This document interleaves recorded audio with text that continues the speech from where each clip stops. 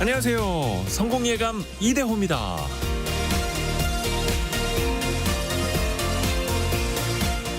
피아노 연주를 망치는 가장 빠른 방법은 손가락에 집중하는 거라고 합니다. 골프 샷을 망치는 가장 좋은 방법은 스윙 동작에 신경을 쓰는 거고요. 평소에는 컴퓨터 키보드를 빠르게 잘 치는데 옆에서 누가 보고 있으면 유난히 오타가 많아지죠. 또 남자들은 작은 페트병 하나를 구길 때도 예쁜 여자 앞에서는 힘을 더 주게 된다는 연구 결과도 있답니다. 우화에 나오는 지네를 괴롭히는 방법이라는 것도 있는데요. 지네한테 발을 내디딜 때 어떤 말이 어떤 말 다음에 나오는지 알려줘 라고 하는 겁니다. 그러면 그때부터 지네는 걸음걸이에 신경 쓰느라 다리가 꼬일 수도 있다네요. 안목 기억 중 하나인 절차 기억이 있습니다. 절차 기억은 반복과 연습을 통해서 익힌 장기 기억의 한 유형인데요. 의식하지 않고도 몸이 움직일 수 있도록 자동 실행을 우리 뇌에서 담당하는 겁니다. 만약 매번 키보드를 두드릴 때마다 손가락 순서를 따져야 하고 자전거를 탈 때마다 핸들 방향과 그 페달을 의식해야 한다면, 또 줄넘기를 할 때마다 손목을 회전하는 반경과 점프해야 하는 높이를 계산해야 한다면 우리는 얼마나 불편할까요? 의식하지 않고 이런 놀라운 행동을 스스로 반복하면서 할 수 있다는 것에 새삼 감사하기도 합니다. 그리고 빠르게 타이핑을 하고 아름답게 피아노를 연주하고 넘어지지 않도록 자전거를 타고 정확하게 공을 쳐서 날려보내기까지 절차 기억을 만들어낸 우리 스스로의 모습에도 새삼 대견함을 느낍니다. 성공예감 이대호입니다. 출발합니다.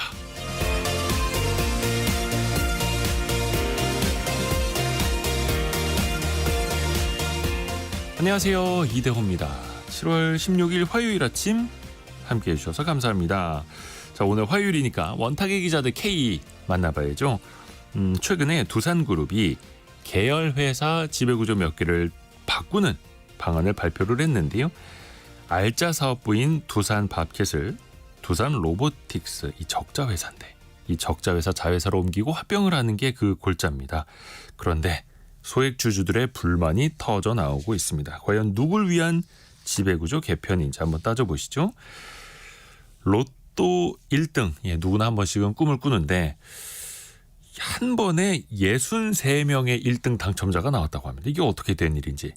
당첨금이 로또 1등인데 세금 떼고 나면 3억 원을 조금 넘는 수준이라고 하는데요. 이걸 여러분은 어떻게 생각하시나요? 잠시 후에 로또 이야기도 한번 뜨겁게 나눠보시죠. 오늘도 빠지지 않고 경제상식 퀴즈 나갑니다. 오늘은 세 글자가 되겠네요. 연예인 홍진경, 송은이, 백종원, 김희애 씨, 그리고 저희 개미스쿨에 출연하시는 김영익 교수님 등 유명인을 앞세워서 주식 투자 종목을 알려주겠다, 급등할 종목을 알려주겠다, 이것 허위 광고가 정말 기승을 부리고 있죠. 다음 달부터는 카카오톡에서 불법 유사 투자 자문 업체에 이것을 개설하는 걸 금지한다고 합니다. 1대1 채팅방을 통한 접근도 안 되게 막아놓는다고 하는데요. 주식뿐만 아니라 코인, 가상자산, NFT, 부동산 투자 등등 여러 가지가 기승을 부리고 있는데요. 불법 행위가 확인되면 카카오톡의 모든 서비스를 제한시켜 버린다고 합니다. 메신저나 각종 인터넷, SNS 등등을 통해서 투자 종목을 추천하는 것, 세 글자로 무슨 방이라고 하죠. 고선경님, 스미싱 아니고 누군가 리더처럼 투자할 종목을 이끌어준다라고 하면서 탄생한 말이기도 합니다. 참 주의하셔야 됩니다. 이 세 글자를 맞춰주시면 되고요. 짧은 문자 50원, 긴 문자 100원이 되는 샵 9730 문자 메시지, 샵 9730이나 비용이 들지 않는 KBS 콩 어플리케이션이 열려 있고요. 유튜브를 통해서도 언제든지 함께 하실 수 있습니다. 성공예감 이대호입니다. 자주 검색하시면 성공이 가까워집니다.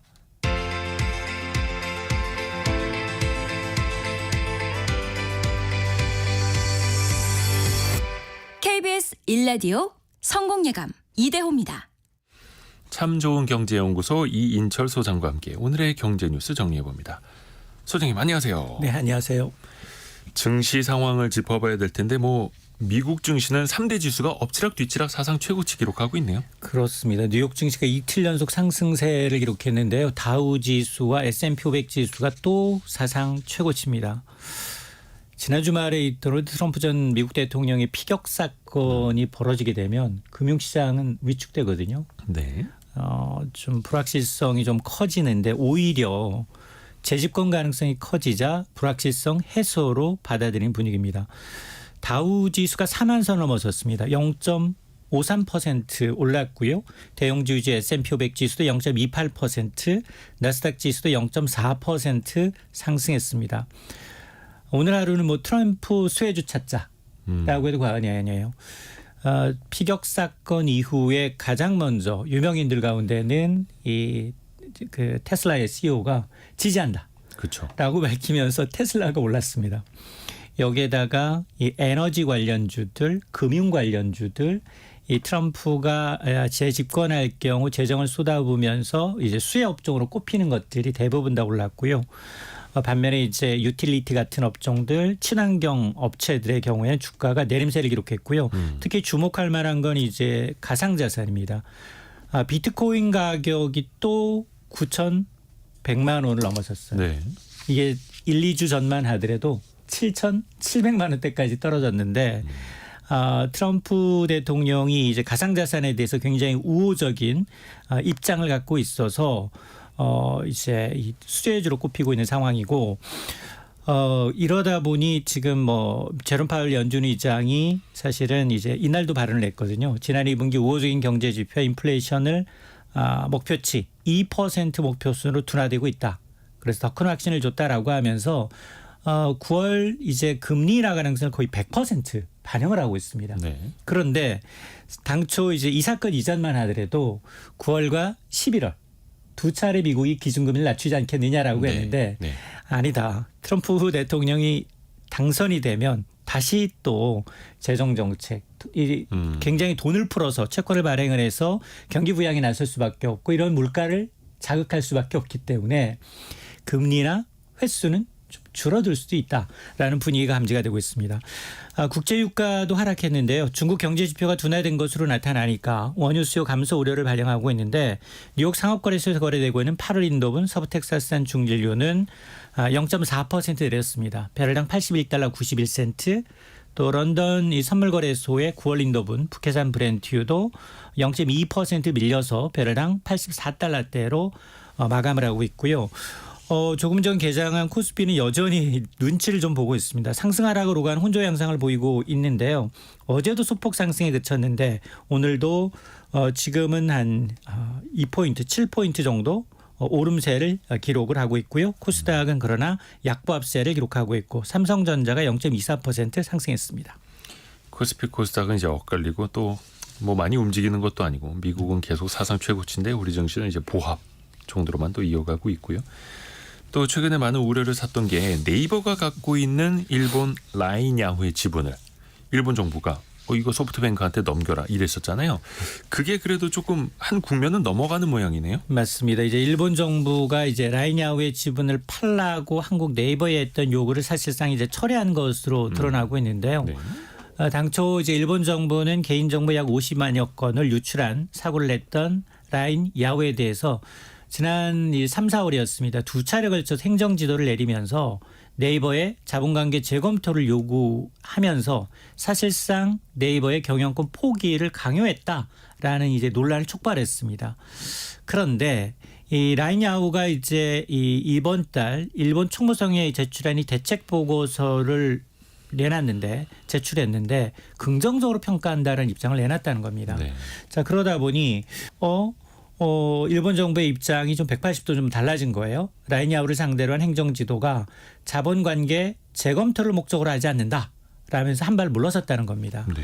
자, 그래서 이렇게 총무성이 바뀐 입장은 이미 라인야후는 물론이고 일본의 소프트뱅크에까지 전달된 것으로 알려지고 있어서 이게 이제 확정된다면 그동안에 이제 논란은 좀 사그라들 수 있습니다.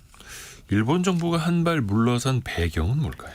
그렇습니다. 이런 이제 일본 정부의 전향적인 입장 변화에는 한국 내 반일 감정이 좀 거세지니까 한일 관계 개선을 최대 치적으로 삼는 일본 기시다 정권이 무리한 요구를 좀 접기로 입장을 바꾼 게 아니냐라는 해석이 나오고 있습니다.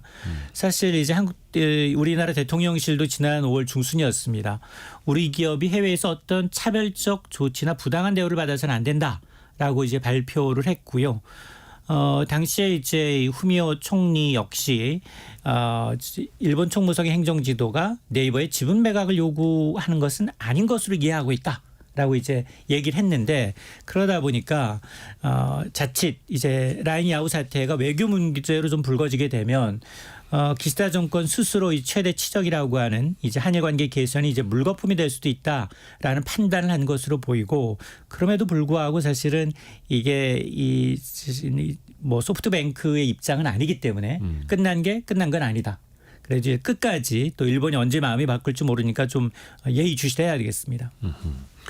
그리고 우리나라 내수 경제 상황이 너무나 심각한 상황인데 지난해 폐업한 자영업자만 거의 100만 명에 육박한다고요. 그렇습니다. 국세청의 통계를 보니까 지난해 폐업한 거 사업을 접은 사업자 자영업자 수가 98만 6천여 명, 예. 100만 명이 육박하고 있습니다.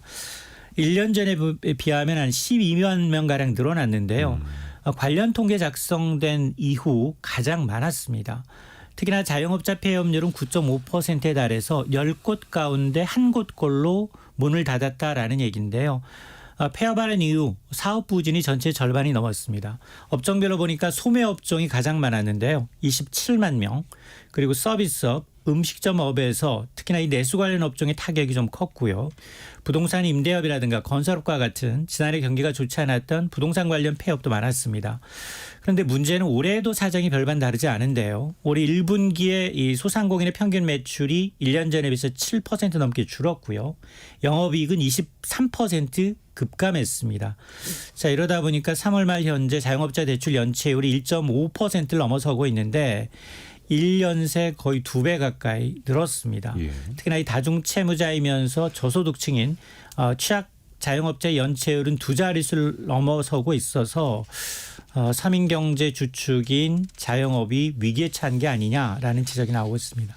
갈수록 심해진다는 거네요. 또 그러면 자영업자가 어쩔 수 없이 폐업한 이후에 재기를 하면 그래도 다행일 텐데요. 폐업한 이후에 자영업자는 어떻게 경제 활동을 하고 있을까요? 그렇습니다. 문제는 이제 폐업을 해도 먹고 살 길이 막막하다라는 겁니다.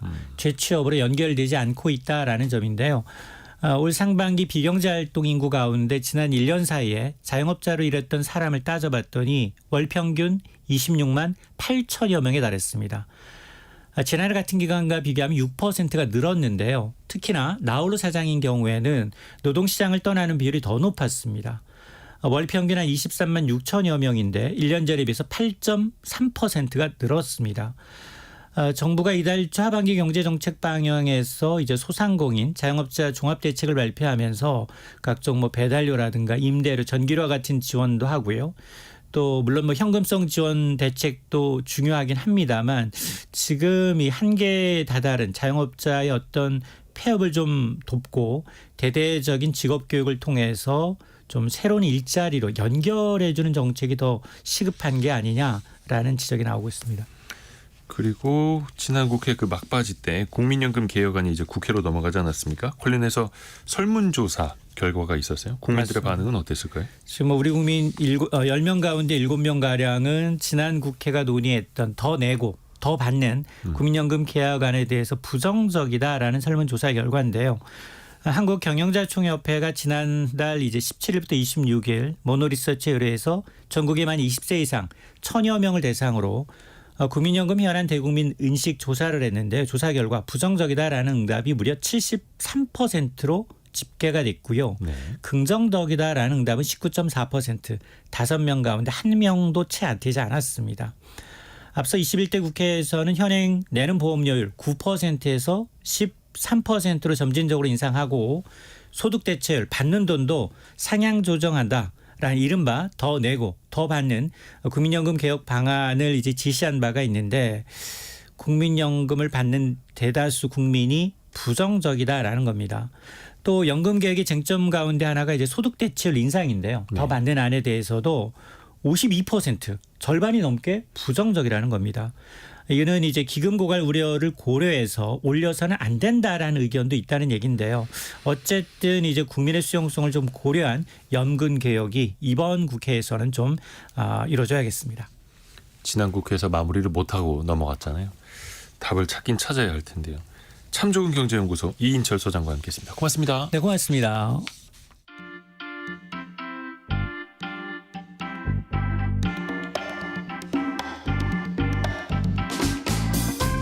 지금 여러분께서는 KBS 일라디오 성공예감 이대호입니다를 듣고 계십니다.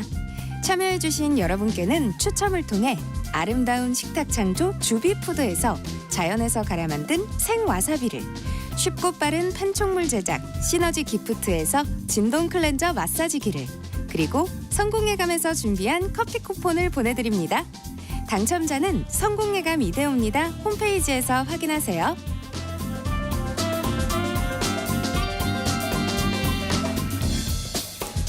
뜨겁게 토론하는 시간, 원탁의 기자들 K 만나보는 시간입니다. KBS 김준범, 서영민, 강나루 기자 함께합니다. 안녕하세요. 안녕하세요. 가장 최근에 나온 이슈입니다. 지배구조 개편. 어떤 그룹이냐?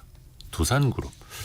과거에도 뭐 재무적인 문제 때문에 여러 가지 우여곡절을 겪었다가 그래도 최근에는 어느 정도 또 그룹의 위지 주가가 좋아요 지금. 예, 입지도 네. 좀 회복을 하고 있고 그런데 갑자기 지배구조를 개편한다고 발표를 했습니다. 두산 에너빌리티 그리고 두산 밥캣, 두산 로보틱스 요게 핵심인데요. 우선은 요 누가 좀 간단하게 설명을 좀 해주실까요? 이게 원체 또 복잡한 얘기라서. 네네. 제가 좀 먼저 말씀드리면요. 네. 일단 그 개편안 발표한 게 11일입니다. 지난주 목요일 날 발표가 됐던 내용인데 네. 일단 이게 도표 같은 게 있으면 좀 더 이해가 쉬우실 텐데 제가 말로 좀 설명을 드리면 일단 기존에 이제 두산 그룹의 이제 지배구조 상황을 한번 보셔야 되는데 크게 세 갈래라고 볼 수가 있어요. 그래서 첫 번째는 두산 에너빌리티입니다. 그래서 두산 중공업이라는 명칭이 더 익숙하실 수 있을 텐데 이 첫 번째가 이제 두산 에너빌리티, 그 다음에는 이제 두산 로보틱스. 로보틱스라고 하니까 이제 합동 로봇 같은 걸 제작하는 업체라고 보시면 되고 마지막으로 두산 테스나. 이렇게 이제 세 갈래인데 이제 이 두산 테스나 같은 경우에는 반도체 첨단 소재를 제작하는 회사고요. 근데 이제 오늘 이제 주로 얘기가 될 이 업체는 이제 두산 밥캣. 이라는 곳인데 여기가 이제 첫 번째 두산 에너빌리티의 자회사입니다. 그래서 이 첫 번째 주제 핵심 기업이 두산 밥캣일 텐데 이 두산 밥캣에 대해서 간단하게 설명을 드리면 이제 소형 건설 기계 또는 장비 판매 회사입니다. 근데 이제 이 회사가 이제 지난해 매출이 9조 8천억. 그러니까 영업이익으로는 1조 4천억이에요. 그러니까 영업이익이 1조가 넘는 곳인데요. 알짜 기업입니다.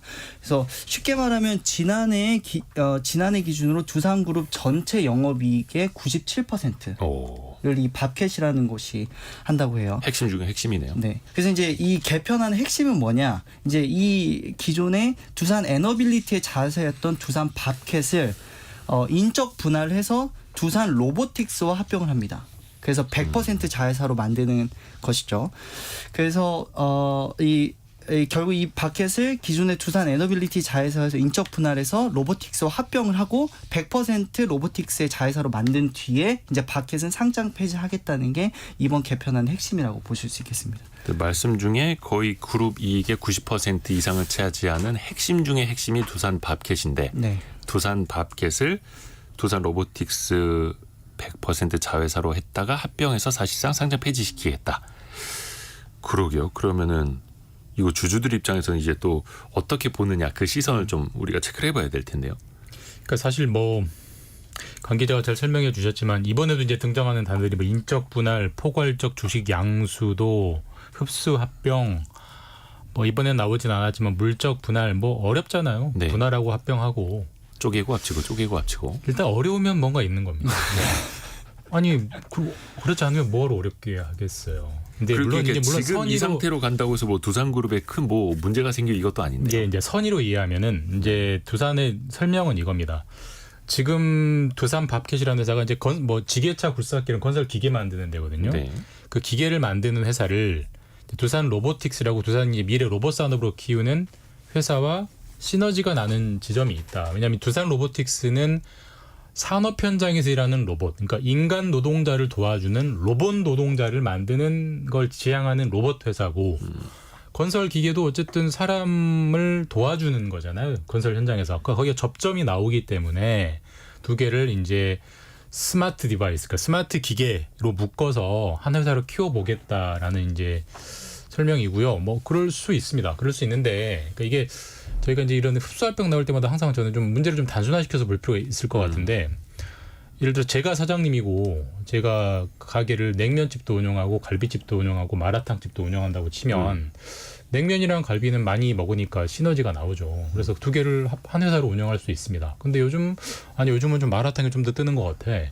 그럼 갈비집을 냉면집에서 떼가지고 마라탕으로 붙여도 돼요. 제 마음대로 하면 됩니다. 근데 주식회사는 그러면 안 돼요. 주식회사는 특히 이제 상장이 되어 있고 예, 공정하게 해야 되거든요. 근데 이제 지금 핵심은 두산 밥캣이라는 회사를 에너빌리티에서 떼서 두산 밥캣은 공교롭게 돈을 잘 버는 회사고요. 돈을 못 버는 현재 못 벌고 있는 앞으로는 잘 벌 수도 있지만 못 벌고 있는 로보틱스로 붙일 때 세 개의 회사가 있는 거예요. 두산 에너빌리티, 두산 밥캣, 그다음에 두산 로보틱스. 하필 세 개 다 상장사입니다. 이게 떼다 붙일 때 어느 주주에게 유리하고 어느 주주에게 불리하느냐를 이제 평가를 하는 게 핵심인 건데 이번에도 합병 비율이 이제 공시가 됐습니다만은 말이 분분하죠. 어느 쪽에는 불리하고 어느 쪽엔 유리하다. 이게 공정하지 않다. 이게 총수 쪽과 관련이 있는 거 아니야? 뭐 이런 말이 나올 수밖에 없는 현재 국면이어서 그 차차 얘기하겠지만 뒷말이 분분할 것 같습니다. 네. 이게 중요한 게 결국은 밥캣과 로보틱스, 두산 밥캣과 두산 로보틱스를 하나로 합치는 거잖아요. 근데 이게 공정하게 합치면은 뭐 별 말이 없을 텐데 이번에도 어떻게 보면 법에 따라서 법이 정한 바에 따라서 합병을 한다고 하는데 거기에서 보는 시선들이 달라지는 거죠. 기존 대주주와 소액주주 사이에. 법이 정했다는 것이 예. 주가대로 합친다는 겁니다. 네. 근데 그렇게 해도 된다는 거죠. 근데 지금 밥캣의 주가 그리고 로보틱스 주가를 봐서 밥캣 한 주에 로보틱스 주식 한 0.6주 안팎을 주겠다는 겁니다. 이게 주가로 따지면 법대로 하는 게 맞아요.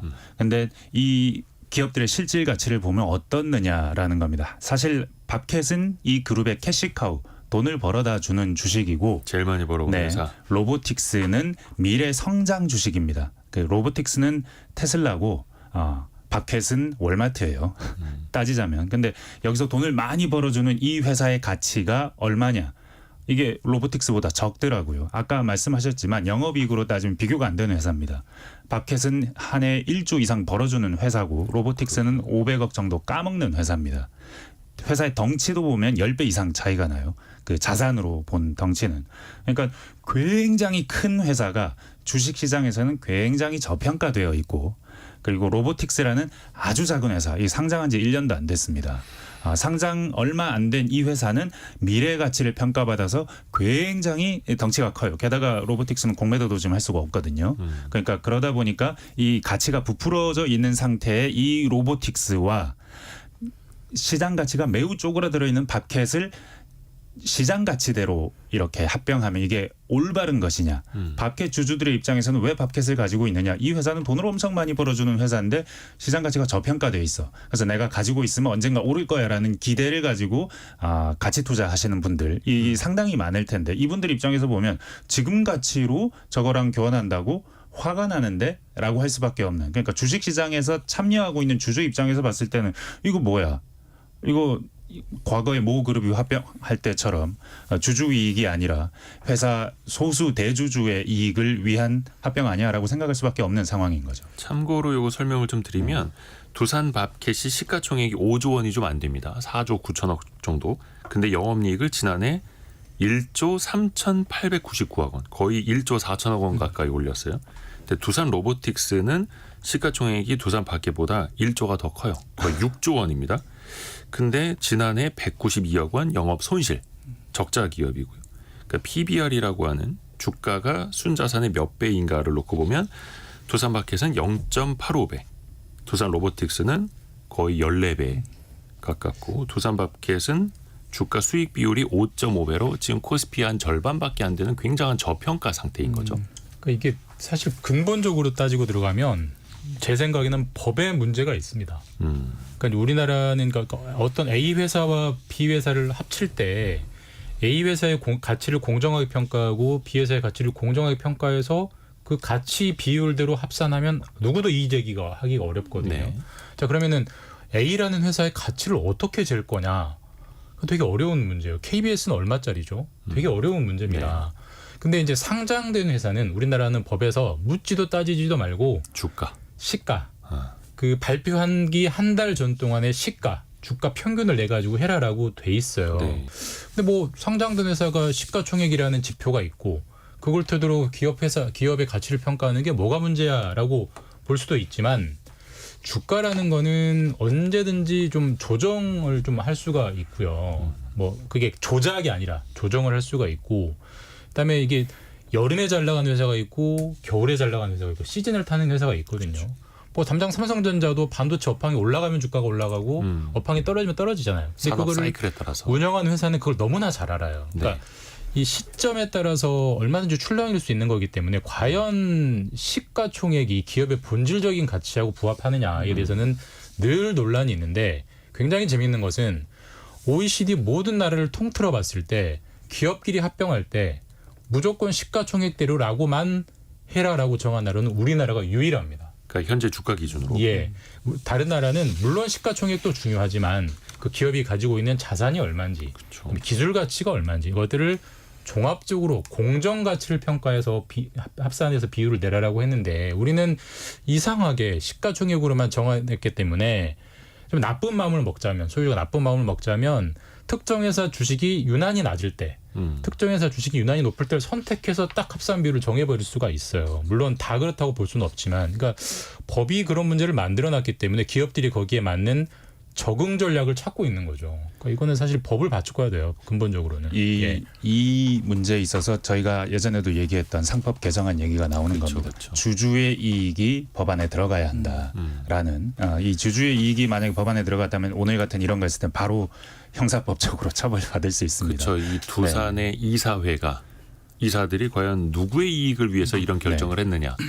그리고 이게 사실 이 삼성물산의 사례를 다시 가지고 올 수밖에 없습니다. 당시에는 어떻게 했느냐. 삼성 검찰이 소송을 건 취지는 소에 제기한 취지는 삼성물산을 합병할 때 제1모직의 가치는 굉장히 부풀리고 그리고 그 외 다른 회사 합병되는 회사의 가치는 굉장히 적게 만들어서 삼성물산 원래 회사의 가치는 적게 만들어서 이 비율을 조정했다. 이 요구의 핵심이 있거든요. 근데 그때 당시에는 사실 김준범 기자가 시가로 평가한다고 했지만 제1모직의 가치는 시가 이외의 방법이 막 많이 동원됐습니다. 삼성바이오로직스 같은 경우에는 또 시가를 평가할 수 없으니 이게 지분 가치를 어떻게 평가할 것인가 뭐 미래 가치 뭐 이런 복잡한 과정을 동원하는데 결국 그 핵심은 그겁니다. 주주의 이익이 아니라 대주주의 이익이 우선이 되는 종류의 행위를 한 것이 아니냐. 두산도 마찬가지인데 사실은 밥캣의 가치가 왜 이렇게 적은가. 요거 가만 살펴보면 배당 하나만 살펴봐도 알 수 있어요. 네, 배당을 과거에 밥캣 주식을 배당을 할 때 한 40%까지 배당을 했습니다. 이익 난 거에 40% 배당 성향이 40%가 넘었는데 이 비율이 점점 줄어요. 16년에 39, 18년에 34. 19년엔 또 44%를 주거든요. 근데 지금 이 밥캣 주식의 배당 성향이 20%를 거쳐서 작년은 17%까지 내려왔습니다. 꾸준히 이렇게 내려오는 배당 성향이 내려오면 주가가 떨어질 수밖에 없습니다. 그렇죠. 아무리 많이 벌어도 주주들에게 제대로 안 돌려주니까요. 그 말은 과거처럼 30에서 40%대의 배당만 했으면 지금 밥캣의 가치는 로보틱스보다 훨씬 클 수 있는 거예요. 이거 어쩌면 대주주가 조정한 거 아니야 일부러? 이 합병을 긴 시각에서 준비하면서 밥캣의 가치를 떨어뜨리고 로보틱스 가치는 상장한 지 얼마 안 됐으니 상당히 높을 때 요 상황만 보면 이런 의심을 가진다면 대주주가 일부러 그랬네라는 결론을 도출할 수도 있는 겁니다. 그러니까 이게 그러니까 성숙한 자본주의라면 논의가 이렇게 돼야 되는 거예요. 지금의 합병 비율은 로보틱스 주주들은 상대적으로 유리하고 밥캣 주는 상대적으로 불리하게 돼 있는데 이렇게 합병 비율을 정하려고 들면 밥캣 이사회에서 이사들이 바로 태클을 걸고 나와야 됩니다. 지금 왜 합병을 하느냐. 좀 더 우리 회사 주가가 올랐을 때 우리 회사의 시가총액을 좀 개선해놓고 합병을 결정해야 우리 밥캣 주주들에게 이익이 된다. 지금 합병하면은 이건 우리 주주들의 손해 본다라는 이의 제기가 나오고 거기서 그런 논의들이 오간 다음에 뭐 다수결에 따라 정의할 수는 있겠지만 그렇게 돼야 이게 합리적인 성숙한 이사회고 성숙한 자본주의인데 우리는 그런 아무런 이의 제기 없이 그냥 무사 통과하거든요. 그러니까 지금 기자들이 얘기하고 있는 거잖아요. 이게 이런 논의가 이사회에서 이루어진다니까. 그게 정상적인 주식회사죠. 그렇죠. 두산밥캣 이사회는 두산밥캣 주주들을 지켜줘야 할 의무가 있는데 뭐 법적으로 그래서 저희가 상법 382조 3항을 고쳐야 된다. 계속 또 주장을 많이 하고 있는 거고요. 그래서 합병을 할 때도 시가 중심으로 평가를 해서 그냥 합병을 하는 것도 이것도 개선이 돼야 된다라는 거고 이게 참 한두 번 나온 이야기는 아닌데 또 기업을 운영하는 대주주 입장에서는 뭐 법이 이렇게 되어 있으니 어쩌냐 최근 주가가 떨어졌는데 싼값에 합병하는 거지 네. 또 이렇게 얘기하고 있는 거고 이번에 이 합병 발표하면서도 다 상법 몇 조, 뭐 무슨 법 몇 조에 부합하게 결정했다. 전혀 뭐 어긋남이 없다. 이런 얘기를 하거든요. 그죠? 뭐 합병 신고서 같은 거 나올 때 네. 그래서 법을 바꿔야 된다라는 거고 6657님 두산 로보틱스 주주라서 지난 금요일에 팔고 나왔습니다라고 보내주셨고요. 이건 아닙니다. 두산 에너빌리티 주주들 뒤통수 치는 격입니다. 그러니까 두산 에너빌리티 주주들 입장에서는 두산 밥캣을 빼앗기는 그런 결과도 가지고 있었는데. 오는 현금 거죠. 따박따박 벌어온 회사를 뺏기는 모양새가 되는 거죠. 이게 그래서 누구를 위한 지배구조 개편이냐를 봐야 되는 건데 앞에서도 잠깐 이야기한 것처럼 회사 측에서도 중장비 만드는 회사와 로봇을 만드는 회사를 합병을 하면 뭐 시너지가 날 수도 있다고 치죠. 근데 원전이라든지 네. 그쪽을 하는 회사에도 뭐 로봇이 필요할 수도 있을 텐데 왜 이쪽에 있을 때는 시너지가 안 나고 저쪽으로 넘겨야 시너지가 나는 거냐. 두산그룹은요. 예. 지금 남아있는 회사들을 보시면 다 시너지가 나는 회사들이에요. 지금 에너빌리티, 중공업하고 밥캣, 중장비 회사는 시너지가 안 납니까? 그렇죠. 다 납니다. 네. 예, 로보틱스도 난다고 말하면 난다고 할 수 있겠지만 왜 이게 누구에게 이기냐를 보려면 지분 구조를 보면 되는데 두산 에너빌리티는 두산 주식회사 두산이 한 30% 소유하고 있고 로보틱스는 68% 소유하고 있어요. 그러니까 로보틱스는 두산의 모 그룹이 훨씬 더 많이 지분을 2배 이상 많이 가지고 있는 겁니다. 그러니까 똑같이 밥캣이 여기 붙을 수 있고 저기 붙을 수 있다면 모 기업의 입장에서 가장 유리한 구조는 로보틱스에 붙는 게 더 유리한 겁니다. 왜냐하면 그렇죠. 지분 구조가 에너빌리티는 30밖에 안 가지고 있고 로보틱스는 68 가지고 있거든요. 그래서 68 가지고 있는 회사 밑으로 붙이려고 68 가진 회사의 돈으로 이 밥캣을 사는데 그러고 나도 여전히 로보틱스 지분율은 42%. 굉장히 높습니다. 그 지주회사에. 그렇게 되면 뭐 어차피 상관이 없는 거예요. 그러니까 여기 붙이나 여기 붙이나 똑같은데 어디에 붙이면 나에게 이 밥캣의 이익이 더 많이 오느냐 아니면 밥캣의 이익을 더 잘 활용할 수 있느냐를 주식회사 두산 혹은 대주주 일가의 입장에서 생각했을 때는 로보틱스가 훨씬 유리한 겁니다. 이게 참 그 지배구조 개편 이야기가 나올 때마다 뉴스도 많이 나오고 저희도 가끔 이제 짚어보고 합니다만 대한민국 주식 투자자들은 정말 똑똑해야 됩니다. 이런 지배구조 다 이해를 해야 되고요. 상법까지 이해를 해야 되고 네. 잦은 분할과 합병 재상장 그 사이에서 밸류에이션도 다 이해를 해야 되고 이게 사실 미국 주식 투자를 하면 애플도 뭐 애플 워치 부문, 아이패드 부문 다 이렇게 뭐 분할 재상장, 지배구조 개편 이런 거 신경 안 쓰지 않습니까? 근데 대한민국에서는 또 너무 많은 기업들이 중복 상장돼 있고 또 그것을 그때그때 입맛에 맞게 뗐다 붙였다 하기 때문에 이러니까 뭐 당연히 코리아 디스카운트 현상이 또 심화될 수밖에 없는 거고요. 두산그룹 그 구조조정 얘기가 나온 뒤에 온라인에서 예. 지배적인 여론은 예. 이래서 국장을 안 하는 겁니다. 미장을 가야 합니다. 그렇죠. 그러니까 우리나라 주식 안 합니다. 미국으로 가야 됩니다. 미국 주식 합시다. 이런 얘기가 다시 반복해서 나오는 이유입니다. 우리나라 주식을 해서는 돈을 좀 벌 것 같으면 그 돈을 더 벌 수 있는 방법을 연구한 똑똑한 사람들이 나의 미래 이익의 기회를 뺏어가거든요. 이런 식으로. 씁쓸하죠. 그래서 그 구글의 모기업 이름이 알파벳이잖아요. A부터 Z까지 사실은 그 구글도 그렇고 유튜브도 그렇고 다 알파벳이라는 회사 안에 있고 알파벳만 상장이 되어 있는데 그게 우리나라 기업이었으면 A부터 Z까지 상장했을 거라고. 그런 참 웃지 못할 이야기도 올라옵니다. 저희가 경제상식 퀴즈 한 번 더 내드리고 두 번째 이슈로 넘어갈게요. 세 글자입니다. 세 글자. 이것도 거의 주식과 관련된 이야기인데 불법 유사 투자 자문 업체들이 나를 따르라. 저만 믿으십시오. 라면서 이제 리드를 하면서 이런 방을 만들죠. 뭐 부동산도 있고 코인도 있고 참 여러 가지 추천을 한다고 하는데 심지어는 유명인 얼굴을 합성을 해서 가짜 영상을 만들어서 허위 광고를 하기도 하고요. 심지어는 국가 기관까지 사칭하는 경우도 많습니다. 초반에는 수익이 나는 것처럼 가장을 하기도 하고요. 손실 복구를 해드립니다. 그리고 또 이 단톡방에 들어오시면 한 명을 속이기 위해서 99명의 또 바람잡이가 있기도 하고요. 이 세 글자 무슨 방을 맞춰주시면 됩니다. 최근에는 카카오톡에서 이 방의 개설 아예 금지하겠다.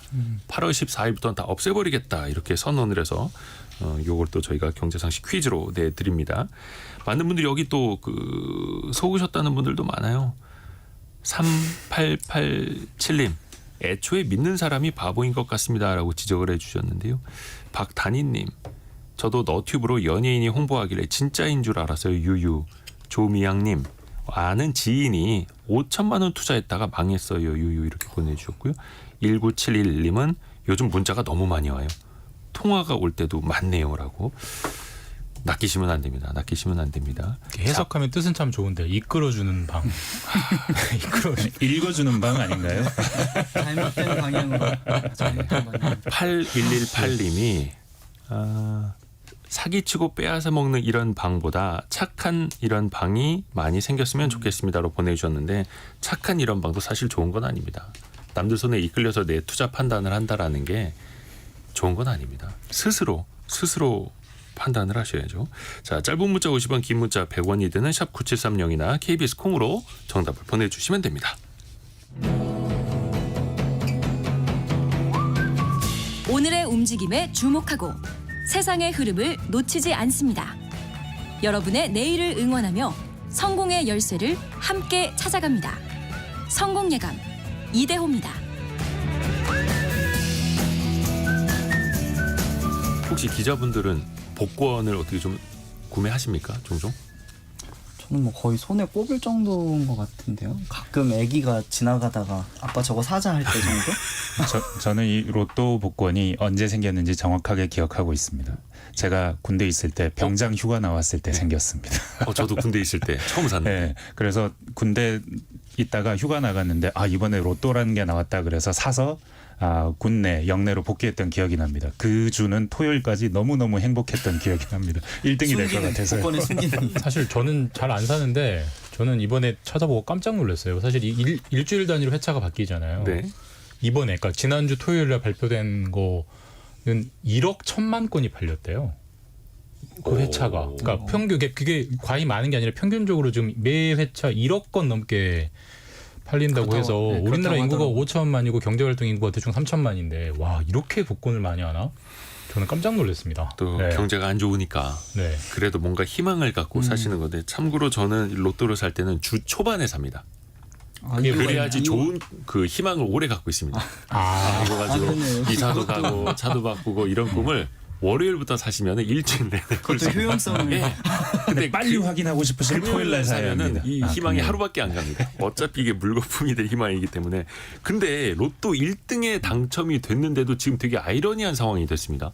당첨금이 1인당 4억 원대 초반. 이거 뭐 세금 떼고 나면 3억. 이게 3억 밖에 안 된다라는 표현이 조금 어폐가 있을 수는 있겠습니다만 1등 치고는 너무 적은 금액이에요. 어떻게 이렇게 된 겁니까? 이게 이제 지난 주말 추천 결과였는데 1128회였어요. 그래서 6개 숫자가 1, 5, 8, 16, 28, 33 이렇게가 1등 당첨이었는데 이 6개를 모두 맞춰야 이제 1등이 되는 건데 이게 말씀하신 것처럼 63명, 63명이었습니다. 그러니까 이게 딱 들어봐도 이렇게 1등이 많을 수 있어가 놀랍기도 한데 한 2002년에 로또가 시작되고 나서 한 20여 년 만에 이게 최다 당첨자입니다. 최다. 그래서 이제 기록을 세운 거고요. 종전 기록도 많은 게 있었는데 한 2022년에 이제 50명 정도가 나왔었다고 해요. 이제 그거보다도 훨씬 더 많은 거죠. 그래서 이제 4억 1,993만 원 정도인데 이게 33% 정도 세금을 떼거든요. 소득세, 주민세 이렇게 해서 다 떼면 한 3억 1,400만 원 정도. 그러니까 이제 로또 1등이라고 하면 와 인생 역전이다 이제 보통 이렇게 생각하기 마련인데 3억으로 내 인생을 역전할 수 있나 이제 이런 얘기들이 나오고 이제 온라인에서 이제 이게 엄청 물론 난리가 난 그것도 거죠. 어마어마한 금액이긴 합니다만 맞습니다. 기대를 했던 것보다는 그러니까 사실 예전에 주택복권 저희 어릴 적에 주택복권 있어요. 네. 그때만 하더라도 주택복권 1등이 되면 집 한 채를 마련할 금액이 되니까 주택복권이라고 네. 그랬잖아요. 근데 지금은 로또복권 1등이 돼도 서울에서 전셋집 하나 구하기 어려운 이런 금액이 돼버리네요. 그 사실은 어제 KBS에서 기획재정부 출입하는 기자가 예. 박찬 기자가 이 기사를 썼어요. 이거 보면 다 이해가 됩니다. 이게 음모가 아니라는 게 기재부 혹은 여기 그렇죠. 담당자들의 입장입니다. 이게 이번에 나온 번호가 1번, 5번, 8번, 16번, 28번, 33번이에요. 이 번호가 꽤 인기 있는 번호라는 겁니다. 예, 얼마나 인기가 있느냐? 조합이 한 800만 개가 가능한데 그중에 상위 한 10,000개 속한다는 겁니다. 800만 개의 가능성 중에서 상위 10,000개에 속한다. 굉장히 그 많이들 선택하는 번호다. 이 조합이. 근데 이게 확률적으로 가능하냐? 랜덤 확률로 하면은 상당히 어렵지만 그러니까 자동 선택을 클릭만 하면 이렇게 많이 60명 이렇게 나오기는 어렵지만 근데 수동 선택을 요즘 많이 해서 그리고 방금 말씀드렸다시피 선호하는 번호이기 때문에 이렇게 선택을 많이 한다는 겁니다. 그래서 이게 충분히 확률적으로 가능한 거다라는 거를 대학교 연구진이랑 같이 연구해서 결과를 내놓은 과거 결과도 소개하면서 가능하다.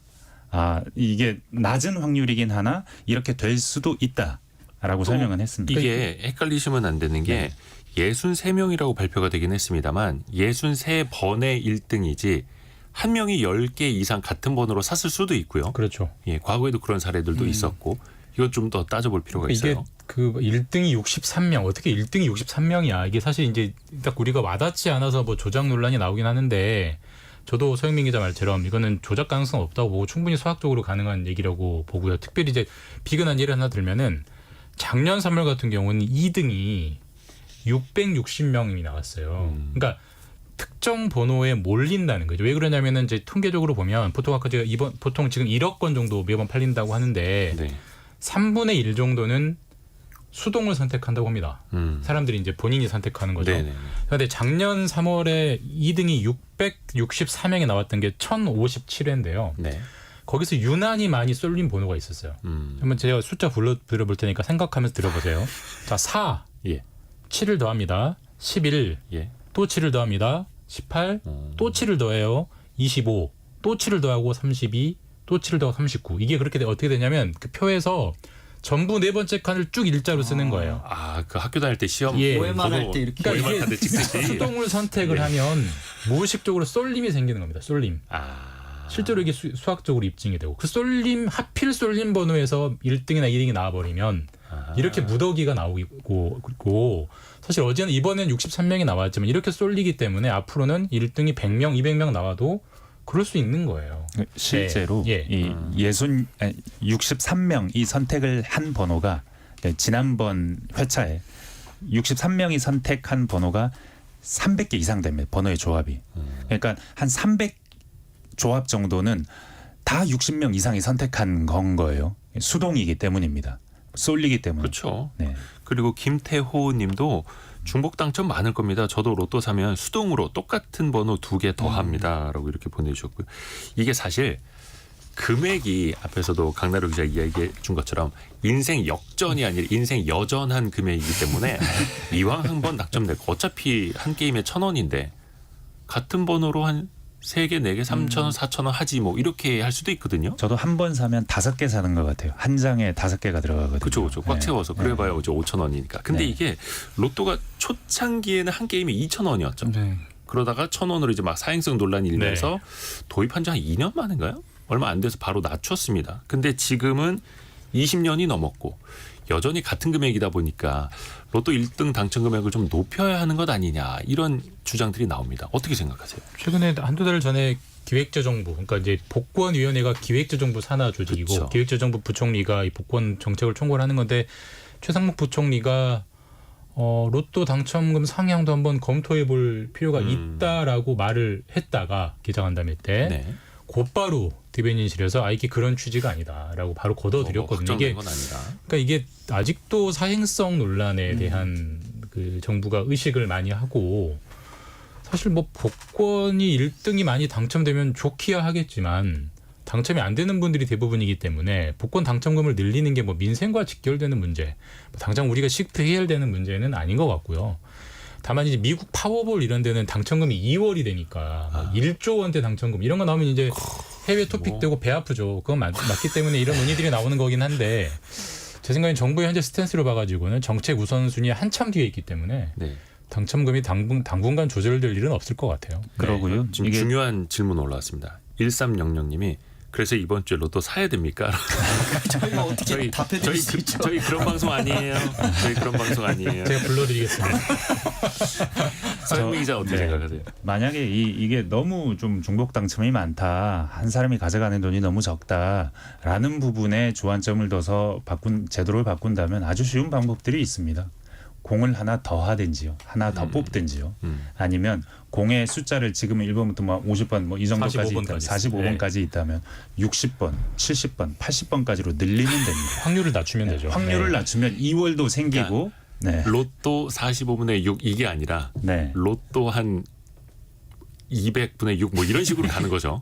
예. 네, 확률을 낮추는 건 어렵지 않아요. 예. 근데 그 제도를 바꾼다는 게 이게 정말 필요한 건가? 우리나라 인구 5천만 인구에 적절한 것인가? 뭐 이런 차원의 고려는 좀 있을 수 있겠죠. 그러게요.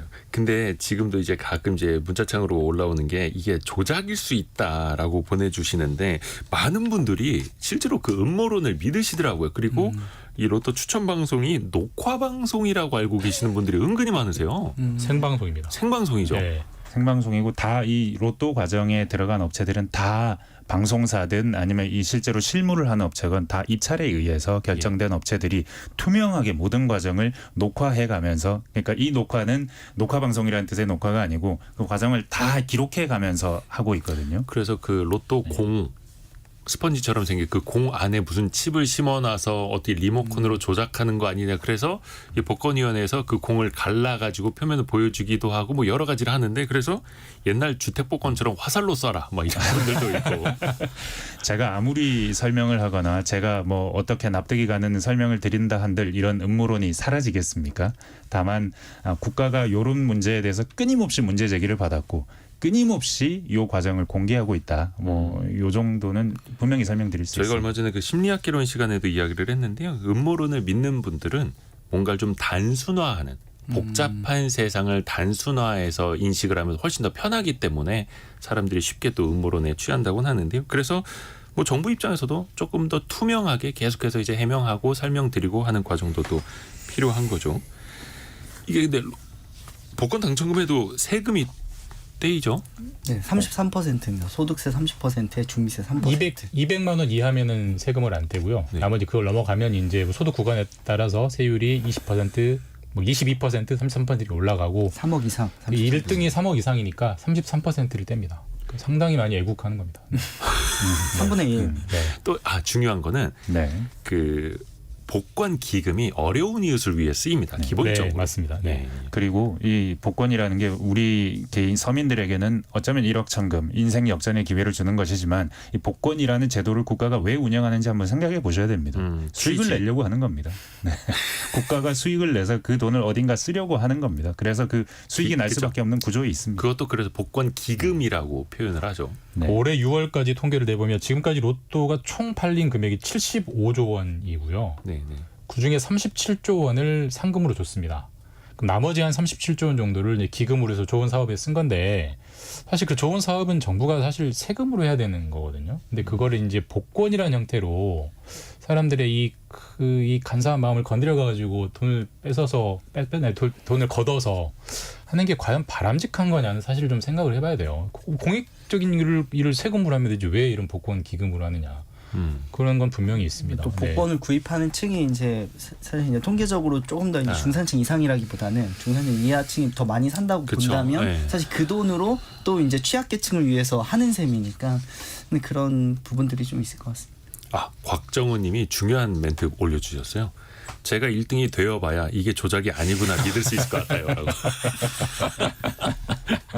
야, 정답이신 것 같은데 누구나 그런 꿈을 꿉니다마는 또 현실적으로 따져봐야 될 것도 있을 테고요. 장현희 님이 왜 복권을 정부에서 직접 운영하지 않고 기업이 위탁하고 있는지 궁금합니다라고 보내주셨는데 사실 그 복권위원회가 있습니다만 공무원들이 이거 뭐 전산을 개발을 하고 직접 판매, 유통 관리를 하고 자금 관리까지 직접 하고 이게 쉽지는 않죠. 그럼 뭐 예를 들어서 이 운영하는 사람들만 수백 명의 공무원을 추가로 또 뽑아야 될 텐데. 예전 주택복권도 제격의 주택은행에서 예. 했을걸요? 네, 원래 그런 그렇죠. 겁니다. 네.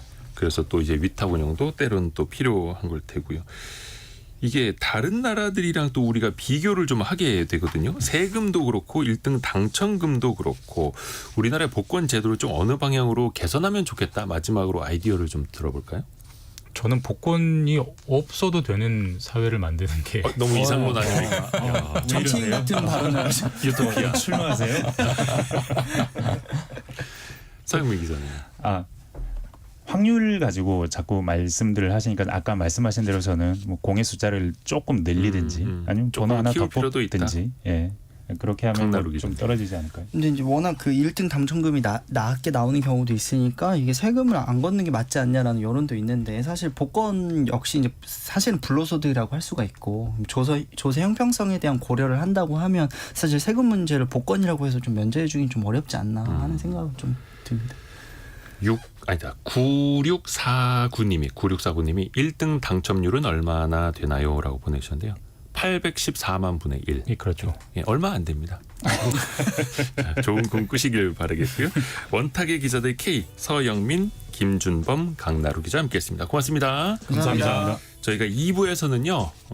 국제 유가, 뭐 구리 등등 다양한 원자재 관련 동향 그리고 원자재 관련 투자 방법까지도 이야기 나눠봅니다. 잠시 뉴스 들으시고요. 10시 5분에 금방 돌아오겠습니다.